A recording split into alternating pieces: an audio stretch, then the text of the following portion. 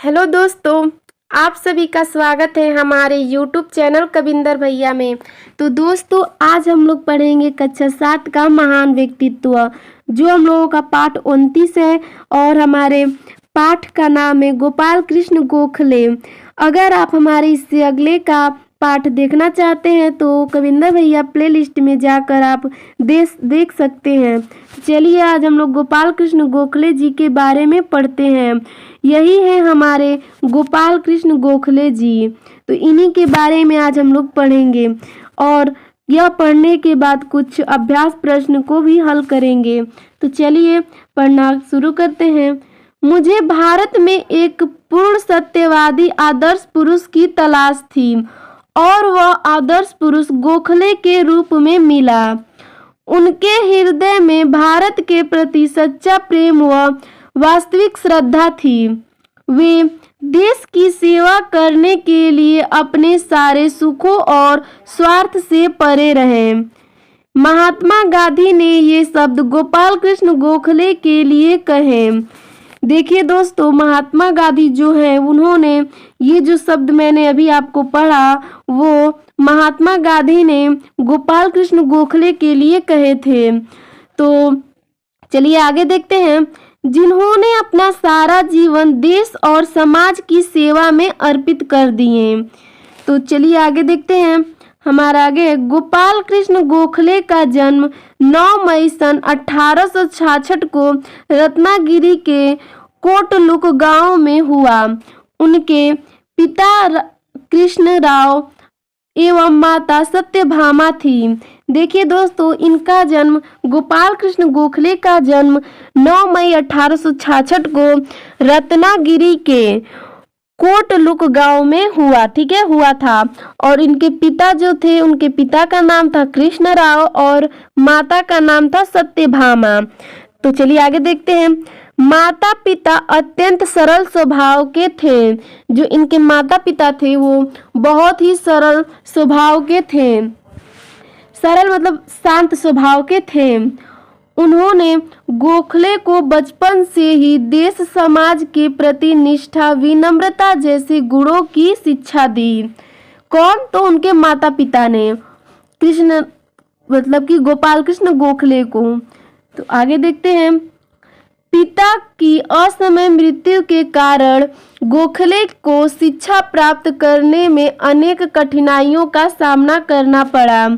जब इनके पिता जो थे वो असमय उनकी मृत्यु हो गई। जब उनके पिता की मृत्यु हो गई तो कृष्ण मतलब कि गोपाल कृष्ण गोखले को कठिनाइयों का सामना करना पड़ रहा था, ठीक है। बड़े भाई गोविंद, जो इनके बड़े भाई थे उनका नाम गोविंद था, 15 रुपए महीने की नौकरी करते थे। जो वो नौकरी करते थे उनके बड़े भाई गोविंद, वो उनका महीना को जो पैसा था मतलब रुपए मिलता था वो 15 रुपए था, जिसमें से वे हर माह 8 रुपए गोखले को भेजने लगे। और जो 15 रुपए मिलता था वो उनके बड़े भाई जो थे गोविंद, उन्होंने गोखले को हर माह 8 रुपए भेज देते थे ताकि उनकी शिक्षा में व्यवधान ना पड़े। यानी कि उनकी व्यवधान मतलब होता है रुकावट, मतलब कि उनकी जो शिक्षा थी उनमें उसमें कोई भी रुकावट ना पड़े। चलिए आगे देखते हैं। आगे हम लोगों का गोखले यह अनुभव करते थे कि भाई किस कठिनाई से उनकी सहायता कर रहे हैं। अत्यंत संयमित जीवन व्यतीत करते हुए उन्होंने साधनों के अनुरूप अपने को ढाला। ऐसा समय भी आया जब वे भूखे रहे और उन्हें सड़क की बत्ती के नीचे बैठकर पढ़ाई करनी पड़ी। इन कठिन परिस्थितियों में भी उनका संपूर्ण ध्यान पठन पाठन में लगा रहा। सन 1884 में उन्होंने मुंबई के एल्फिनिस्ट कॉलेज से स्नातक की परीक्षा उत्तीर्ण की। गोखले का अंग्रेजी भाषा पर असाधारण अधिकार था। गणित और अर्थशास्त्र में उनकी अद्भुत पकड़ थी, जिसके बल पर वे तथ्य व आंकड़ों का विश्लेषण और उनकी विवेचना विद्वत्पूर्ण ढंग से करते थे। इतिहास के ज्ञान ने उनके मन में स्वतंत्रता व प्रजातंत्र के प्रति निष्ठा उत्पन्न की। स्नातक होने के पश्चात गोखले भारतीय प्रकाशनिक सेवा ICS, इंजीनियरिंग या वकालत जैसे लाभदायक व्यवसायों में जा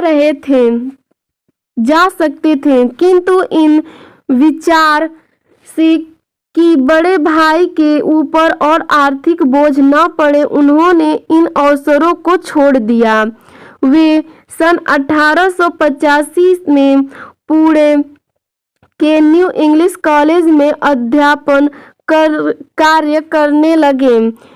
इस कार्य में उन्होंने स्वयं को जी जान से लगा दिया और एक उत्कृष्ट शिक्षा साबित हुए। अपने स्नेहपूर्ण व्यवहार और ज्ञान से वे छात्रों के चहेते बन गए। उन्होंने अपने सहयोगी N.J. बापट के साथ मिलकर अंकगणित की एक पुस्तक संकलित की, जो अत्यंत लोकप्रिय थी। इस पुस्तक का उनके भाषाओं में अनुवाद हुआ। तो चलिए आगे देखते हैं। हमारा आगे है सन 1886 में 20 वर्ष की उम्र में गोपाल कृष्ण गोखले ने सक्रिय रूप से समाज सेवा और राजनीतिक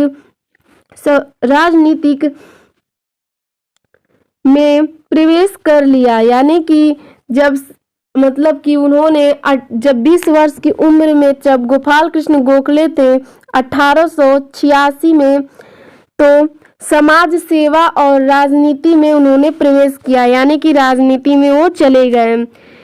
इससे पूर्व डेक्कन एजुकेशन सोसाइटी में अपनी गतिविधियों के कारण वे सार्वजनिक जीवन से संबंधित उत्तरदायित्व वहन करने की कला में महारत हासिल कर ही चुके थे। उन्होंने अंग्रेजी हुकूमत के अधीन विषय पर कोल्हापुर में अपना प्रथम भाषण दिया।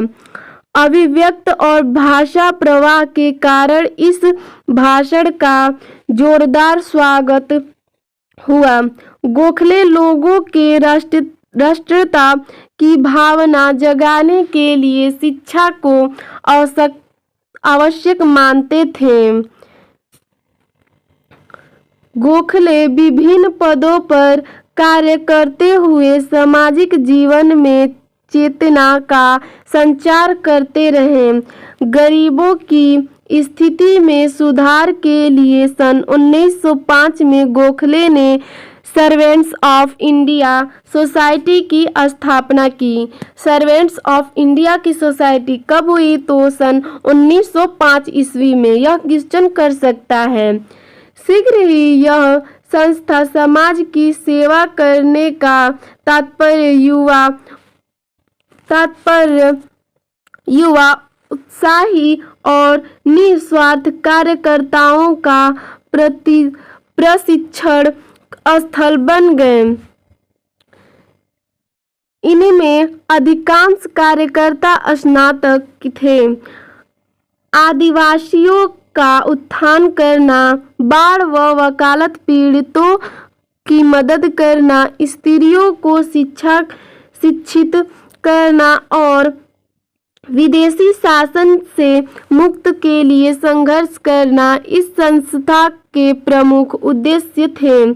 कार्यकर्ताओं पर गोखले का अत्यंत प्रभाव था, जिसे देखकर किसी ने क्या टिप्पणी की? तो चलिए देखते हैं। किसी ने टिप्पणी की थी कि केवल एक गोखले से ही हमारी रूह कांपती है। उसके जैसे बीसियों और बन रहे हैं। अब हम क्या करेंगे? मतलब कि यह बोलना चाहता है कि जब एक गोपाल कृष्ण गोखले है तो हमारी रूह कांपती है। तो गोपाल कृष्ण गोखले तो 20 बन रहे हैं, यानी कि बीसियों बन रहे हैं, तो अब हमारा क्या होगा? तो चलिए आगे देखते हैं। हमारा आगे है, गोखले के जीवन पर महादेव गोविंद रानडे का प्रबल प्रभाव था।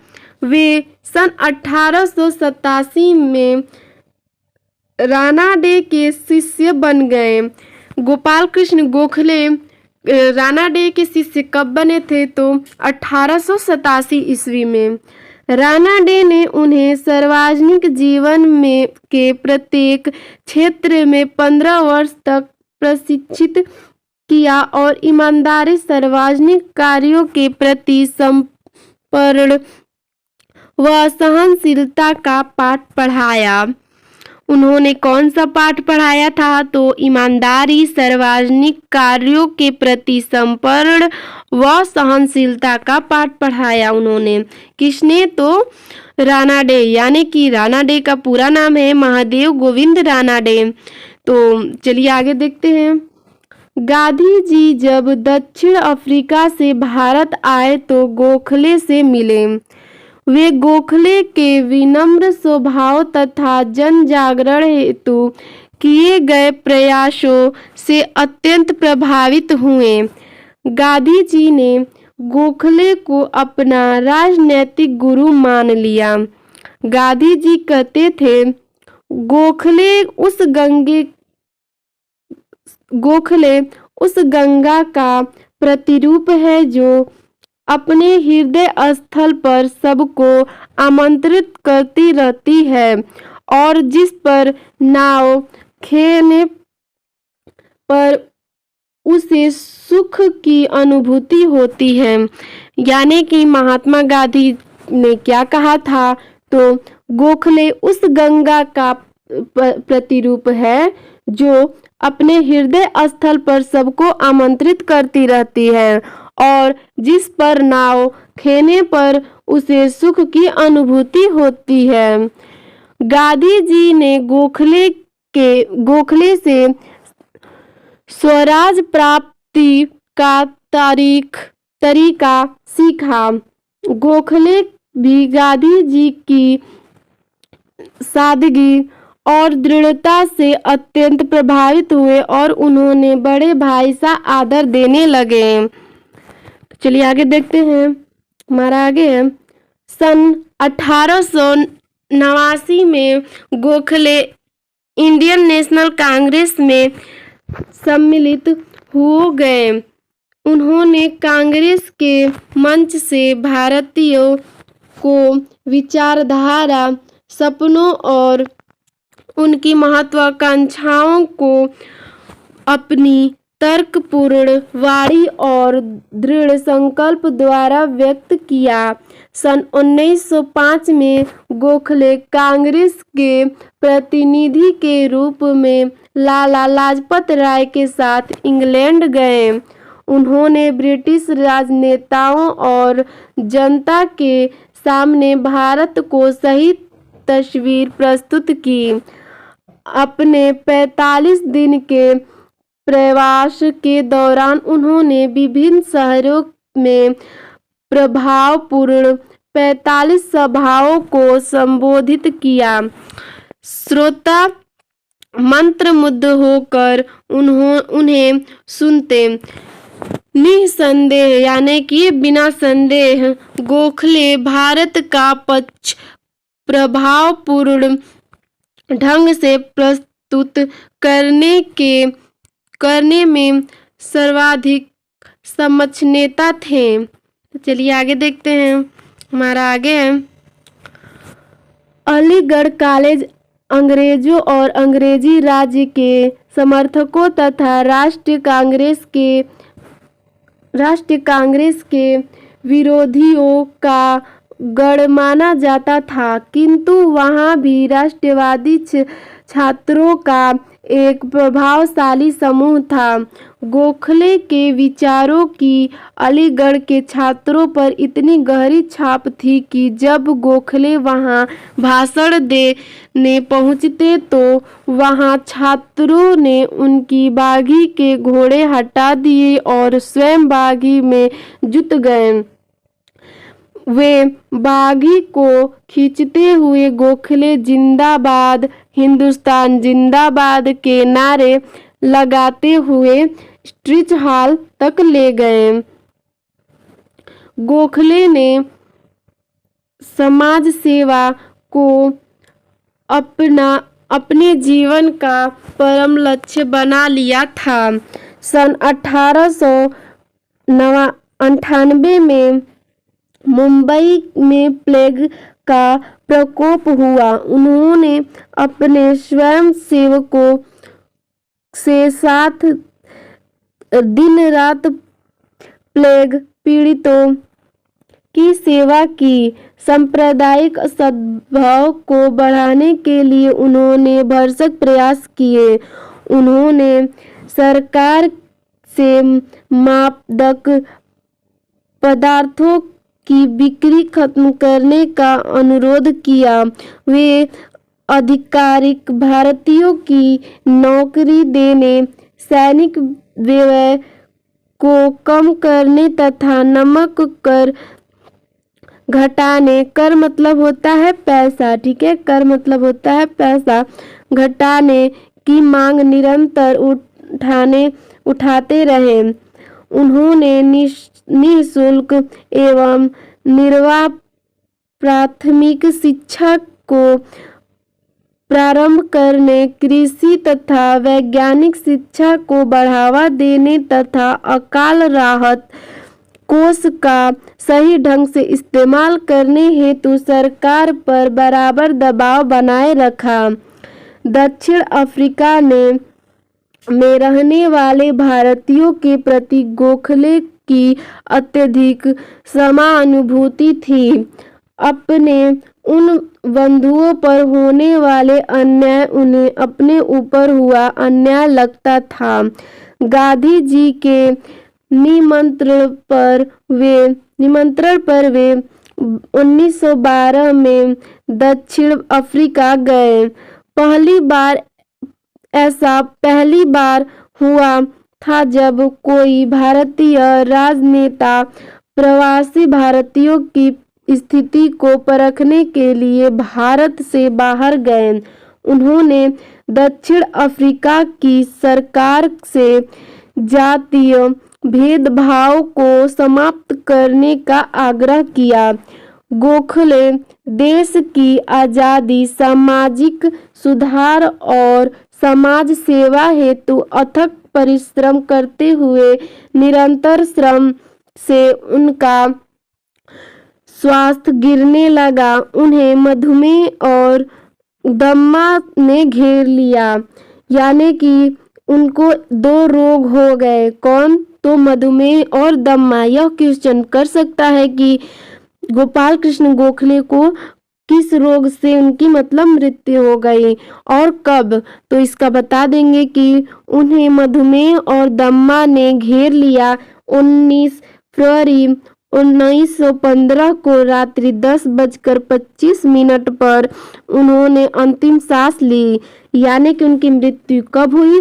तो 19 फरवरी को 1915 ईस्वी में रात्रि यानी कि रात को 10:25 पर उन्होंने अंतिम सांस ली, यानी कि उनकी मृत्यु हो गई।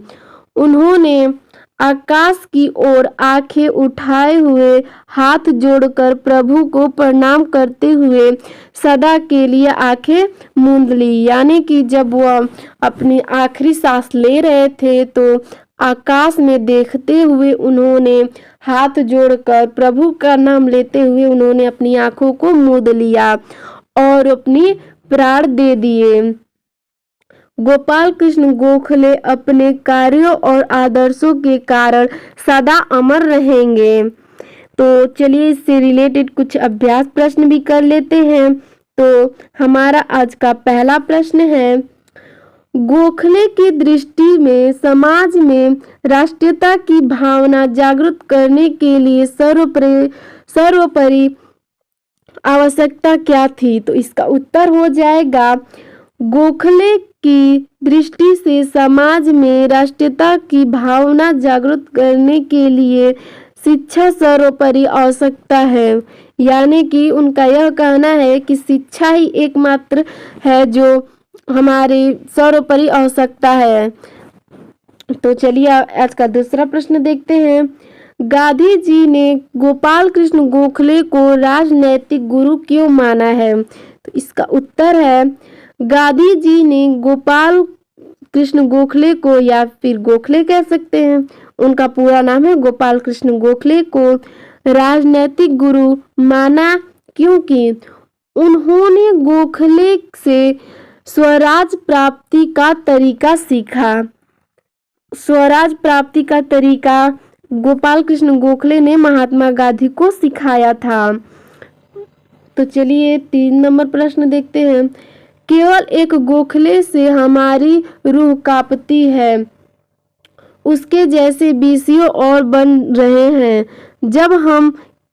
अब हम क्या करेंगे? गोखले के बारे में यह टिप्पणी क्यों की गई? तो देखिए क्यों की गई थी। इसका उत्तर है, गरीबों की स्थिति में सुधार के लिए सन 1905 में गोखले ने सर्वेंट्स ऑफ इंडिया सोसाइटी की स्थापना की। शीघ्र ही यह संस्था समाज सेवा को तात्पर्य युवा और उत्साही कार्यकर्ताओं का प्रशिक्षण स्थल बन गया। इसमें अधिकांश कार्यकर्ता स्नातक थे। इस संस्था के प्रमुख कार्य आदिवासी का उत्थान करना, बाढ़ व अकाल पीड़ितों की मदद करना, स्त्रियों को शिक्षित करना और विदेशी शासन से मुक्त के लिए संघर्ष करना आदि थे। कार्यकर्ताओं पर गोखले को अच्छा प्रभाव था, इसलिए गोखले के बारे में उक्त टिप्पणी की गई। चलिए अगला प्रश्न देखते हैं, हमारा 4 नंबर है, गोखले ने किन बातों के लिए सरकार पर बराबर दबाव बनाए रखा? तो इसका उत्तर हो जाएगा, निःशुल्क एवं अनिवार्य प्राथमिक शिक्षा को प्रारंभ करने, कृषि तथा वैज्ञानिक शिक्षा को बढ़ावा देने तथा अकाल राहत कोष का सही ढंग से इस्तेमाल करने हेतु सरकार पर बराबर दबाव बनाए रखा। चलिए आज का 5 नंबर यानी कि 5 नंबर देखते हैं प्रश्न, अलीगढ़ कॉलेज पहुंचने पर गोखले का स्वागत वहां के छात्रों ने किस प्रकार किया?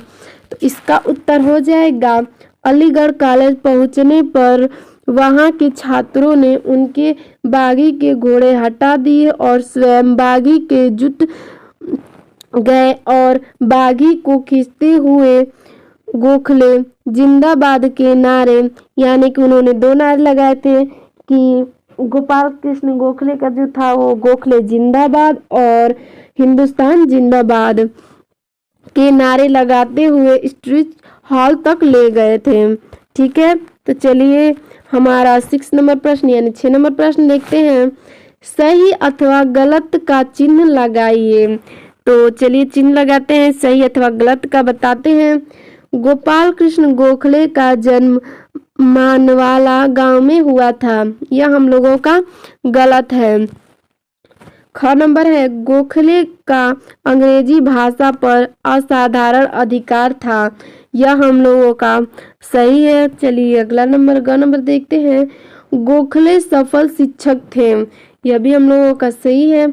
गोपाल कृष्ण गोखले इंग्लैंड में भारत की सही तस्वीर प्रस्तुत नहीं कर पाए, यह हम लोगों का गलत है क्योंकि उन्होंने सही तस्वीर प्रस्तुत किया था। अगला नंबर है, गोखले कृषि तथा वैज्ञानिक शिक्षा की आवश्यकता पर बल देते थे, यह भी हम लोगों का सही है। चलिए हम लोगों का अगला नंबर 7 नंबर प्रश्न देखते हैं, रिक्त स्थानों की पूर्ति कीजिए। तो देखिए दोस्तों, जो हम लोगों का यह है, यह हम लोगों का रिक्त स्थान है, यहाँ पे हम लोगों को पूर्ति करना है। तो इसका चलिए पहला देखते हैं क नंबर, गोपाल कृष्ण गोखले के पिता, यहाँ पे हम लोग का रिक्त स्थान था तो यहाँ पे भराया है कृष्ण राव एवं माता सत्यभामा थी। ठीक है, तो चलिए ख नंबर देखते हैं, उन्होंने मुंबई के एलिफिंस्टन कॉलेज से स्नातक की परीक्षा उत्तीर्ण की। ग नंबर है, गोखले को जन्मजात प्राध्यापक कहा जाता था। घ नंबर है, गोखले ने समाज सेवा को अपना जीवन का परम लक्ष्य बना लिया था। तो चलिए हम लोगों का आज का 8 नंबर प्रश्न देखते हैं। हमारा 8 नंबर प्रश्न है, सर्वेंट्स ऑफ इंडिया सोसाइटी के क्या उद्देश्य थे, सूची बनाइए। तो देखिए हमने यह सूची बनाया है कि सर्वेंट्स ऑफ इंडिया सोसाइटी के निम्न उद्देश्य थे। क्या पहला उद्देश्य था आदिवासियों का उत्थान करना, दूसरा था बाढ़ व अकाल पीड़ितों की मदद करना, और तीसरा था स्त्रियों को शिक्षित करना, और चौथा था विदेशी शासन से मुक्त करने के लिए संघर्ष करना। तो चलिए अगला नंबर देखते हैं हमारा, योग्यता विस्तार। तो देखिए यह योग्यता विस्तार है, तो चलिए इसको देखते हैं। आपकी इस पुस्तक में भारत की बहुत सारी महान विभूतियों से संबंधित पाठ दिए गए हैं। हम इन विभूतियों के बारे में क्यों पढ़ते हैं, अपने विचार लिखिए। तो हम इन विभूतियों के बारे में क्यों लिखते हैं, क्यों पढ़ते हैं, तो इसमें अपने विचार लिखने हैं। तो हमारा यह विचार है कि देखिए मैंने अपना विचार लिखा है और आप सभी लोग अपना विचार लिख सकते हैं। तो इसका हो जाएगा, महान विभूतियों के विषय में हम उनके जीवन की घटनाओं, उनके विचारों, अनुभव आदि के विषय में पढ़ते हैं। उनके प्रेरक प्रसंगों का छात्रों पर प्रभाव पड़ता है। छात्रों की कल्पना शक्ति का विचार होता है और जीवन के प्रत्येक रहस्य को जानने की जिज्ञासा प्रबल होती है। छात्र अनेक विषयों की गहनता को समझने में रुचि लेते हैं। प्रेरक और प्रसंग शिक्षार्थी को ज्ञान और चिंतन की ओर अग्रसर करने में सहायता होती है। इनके पठन पाठन में छात्र छात्राओं में वैज्ञानिक अभिवृद्धि और शाश्वत मूल्यों का विकास होता है। तो दोस्तों यह हम लोगों का आपको कहानी कैसा लगा हमें कमेंट में ज़रूर बताइएगा और अपने इस विचारों को ज़रूर लिखिएगा। तो आपको यह हमारी कहानी गोपाल कृष्ण गोखले के बारे में कैसी लगी हमें कमेंट ज़रूर कीजिएगा। धन्यवाद।